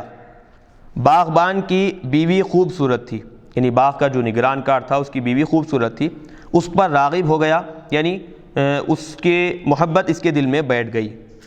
اور باغبان کو کسی کام سے باہر بھیج دیا عورت سے دروازہ بند کرنے کے لیے کہا۔ عورت نے جواب دیا سب بند کر دیے، ایک نہیں بند کر سکتی۔ پوچھا وہ کون سا؟ جواب دیا رئیس، ہاں وہ فارسی میں جملہ ہے بیان کر رہے ہیں، وہ یہ کہ ایک وہ دروازہ جو ہمیشہ اللہ تبارک و تعالیٰ انسان کے ساتھ رہا کرتا ہے۔ اللہ تبارک دروازے بند کرنے سے انسان سے تو نگاہ پوشیدہ ہو سکتی ہے، لیکن وہ دروازہ کیسے بند کریں جہاں اللہ تبارک و تعالیٰ ہر ایک کو جہاں سے دیکھتا ہے، وہ تو بند نہیں کیا جا سکتا۔ تو رئیس پر جو مالدار تھا اس پر اس جملے کا ایسا اثر ہوا کہ فوراً استغفار پڑھی اور توبہ کی۔ تو اب یہاں پر دیکھیں تو یہ واقعہ مختصر طور پر حضرت داتا گنج بخش علی حجویری علیہ رحمہ لکھنے کے بعد یہ بیان کرتے ہیں کہ انسان کو گناہوں سے روکنے کے لیے صرف یہ ایک بات کافی ہے کہ وہ ہمیشہ اپنے دل میں یہ بات رکھے، ذہن میں یہ بات محفوظ کرے کہ خدا اس کو دیکھ رہا ہے۔ نمبر 3، جب محبت الہی کا پوری طرح غلبہ ہوتا ہے تو انسان کی نظر میں سونا اور پتھر برابر ہو جاتا ہے، مادی دنیا کی کششیں اس کے لیے بے اثر ہو جاتی ہیں۔ سبحان اللہ سبحان اللہ۔ خیر المجالس میں لکھا ہے کہ حضرت جنید بغدادی علیہ رحمہ نے ایک رات کو بارگاہ خداوندی میں التجا کی کہ اے اللہ مجھے یہ بتا دے کہ بہشت میں میرا یار اور میرا مصاحب یعنی میری سنگت میں رہنے والا کون ہوگا؟ آواز آئی فلاں چرواہا، وہ بہشت میں جنت میں وہ تمہارا ساتھی ہوگا۔ حضرت جنید بغدادی علیہ رحمہ اس چرواہے سے جا کر ملے اور کئی دن اس کا حال دیکھنے کے بعد پوچھا تم 5 وقت نماز جماعت سے پڑھتے ہو، 5 وقت نمازیں با جماعت ادا کرتے ہو، اس کے سوا کوئی کام ایسا نہیں کرتے جو اس قدر قبولیت کا باعث ہو کہ جنت میں میری سنگت میں تمہیں رکھا جا رہا ہے؟ شاید یہ اعلیٰ مرتبہ جو تمہیں ملا ہے وہ تمہارے کسی باطنی معاملے کے سبب سے ہے، یعنی کوئی پوشیدہ تمہارے اعمال ہیں جس کی وجہ سے تمہیں یہ بلند مقام ملا ہے۔ چرواہے نے چھپے ہوئے کام ہیں۔ چرواہے نے جواب دیا اے خواجہ جنید بغدادی علیہ رحمہ، میں ایک جاہل آدمی ہوں، میں نہیں جانتا کہ معاملہ کس کو کہتے ہیں اور باطن کیا ہوتا ہے، البتہ مجھ میں 2 خصلتیں ہیں، 2 عادتیں ہیں۔ ایک یہ کہ اگر اللہ تعالیٰ ان سب پہاڑوں کو سونے کا کر دے اور میرے قبضے تصرف میں دے دے یعنی میری ملکیت میں دے دے اور وہ سب میرے پاس سے جاتے رہیں تو مجھ کو ان کے نہ ہونے کا رنج و غم نہ ہوگا۔ یعنی پہاڑ سب کے سب سونا بنا کر اللہ نے میرے ملکیت میں میرے قبضے میں دے دیا ہے، اب جب وہ سونا پہاڑ برابر میری ملکیت میں آ گیا ہے، اچانک وہ سونا چلا جائے، اس سونے کے چلے جانے کا مجھے کوئی غم اور کوئی رنج نہیں ہوگا۔ ایک یہ بات۔ دوسرے یہ کہ اگر کوئی مجھ پر جفا کرے یا مجھ سے احسان و وفا کرے تو میں وہ جفا اور وفا اس کی طرف سے نہیں جانتا بلکہ یہ سب اللہ کی طرف سے جانتا ہوں۔ یہ سب کیفیات محبت الہی سے پیدا ہوتی ہیں۔ تو یہ حضرت خواجہ جنید بغدادی علیہ رحمہ یہ وہ جو آدمی تھا، اس آدمی کے جو قبولیت کے جو کام تھے ان کاموں میں سے 2 کام یہاں پر بیان کیے ہیں۔ نمبر 4، جب محبت الہی اس درجے پر پہنچ جائے کہ میں نے اپنا کام اپنے محبوب کے حوالے کر دیا، خواہ اب وہ مجھے زندہ رکھے یا مار ڈالے، تو انسان میں توکل اور استغنا کی ایک عجیب کیفیت پیدا ہو جاتی ہے۔ توکل یعنی بھروسہ، استغنا یعنی بے نیازی، اس کی ایک عجیب کیفیت انسان کے اندر پیدا ہو جاتی ہے۔ جب دنیا کی جاہ و حشمت، دولت و ثروت اس کے سامنے آتی ہے تو وہ یہ کہہ کر منہ موڑ لیتا ہے الیس اللہ بکافٍ عبدہ، کیا اللہ بندے کے لیے کافی نہیں ہے؟ اللہ کی ربوبیت پر کامل ایمان رکھنے والا انسان اپنے رزق کی طرف سے بے نیاز ہو جاتا ہے۔ وہ اللہ کے اس وعدے پر پورا یقین رکھتا ہے کہ من یتق اللہ یجعل لہ مخرجا ویرزقہ من حیث لا یحتسب ومن یتوکل علی اللہ فہو حسبہ، جو تقوی اختیار کرتا ہے اور اس کے لیے راستہ نکالتا ہے، تو جو تقوی اختیار کرتا ہے تو اللہ اس کے لیے راستہ نکالتا ہے، اور ایسی جگہ سے رزق فراہم کرتا ہے، رزق عطا کرتا ہے جہاں کسی کا گمان بھی نہیں ہوتا۔ جو اللہ پر توکل کرتا ہے اللہ اس کے لیے کافی ہوتا ہے۔ یہی وہ یقین ہے جو اس کو دارا و سکندر سے اونچا اٹھا دیتا ہے۔ اقبال نے سچ کہا ہے، اپنے رازق کو نہ پہچانے تو محتاج ملوک، اور پہچانے تو ہے تیرے گدا دار و جم۔ یعنی رازق کی پہچان اور اس کے احسان اگر انسان کو حاصل ہو جائیں تو یقیناً وہ کسی چیز کا محتاج نہیں رہتا۔ اگر سب چیزیں اس کے پاس ہیں لیکن رازق کا علم نہیں ہے، رازق کی پہچان نہیں ہے، تو لہٰذا وہ سب ہوتے ہوئے بھی لوگوں کا محتاج بن جاتا ہے۔ تو بزرگان دین کا طریقہ ہی یہی تھا کہ وہ کیا ہے، اللہ تبارک و تعالیٰ کو عزیز ترین رکھتے ساری کی ساری چیزوں سے۔ یہی وجہ ہے کہ وہ دنیا کی چیزوں کو ایک ہیچ انداز میں دیکھا کرتے تھے، بالکل کمزور، کم ترین، حقیر ترین چیزیں سمجھا کرتے تھے۔ کشف المحجوب میں لکھا ہے کہ ایک بادشاہ نے ایک فقیر سے کہا کہ مجھ سے کچھ مانگ۔ بادشاہ نے فقیر سے کہا کہ مجھ سے کچھ مانگ۔ جواب دیا، میں اپنے غلاموں سے کیا مانگوں؟ بادشاہ کو فقیر نے جواب دیا کہ میں اپنے غلاموں کے غلام سے کیا مانگوں؟ بادشاہ نے کہا، یہ کیا کہا تو نے؟ غلاموں کا غلام کیسے؟ جواب دیا، میرے 2 بندے ہیں اور وہ 2 بندے تیرے آقا ہیں۔ میرے 2 بندے کون؟ ایک حرص، دوسرے امید، اور وہ دونوں بھی تجھ پر حکمرانی کرتے ہیں۔ تیرے اندر حرص بھی زیادہ ہے اور امیدیں بھی بہت زیادہ ہیں، اور میں ان کو کیا ہے اپنا غلام بنا کر رکھا ہوں، کبھی وہ ان کو میں اپنے اوپر غالب آنے نہیں دیتا۔ سبحان اللہ، سبحان اللہ، کیا کہنے دیکھیں اب یہ کتنی عظیم بات ہے یہ کہ بزرگان دین کا طریقہ کار یہ ہوتا کہ جو بادشاہ جس کو بڑے مقام پر رکھتے ہیں تو بزرگان دین ان چیزوں کو اپنے قدموں میں ڈال کر رکھ دیتے ہیں۔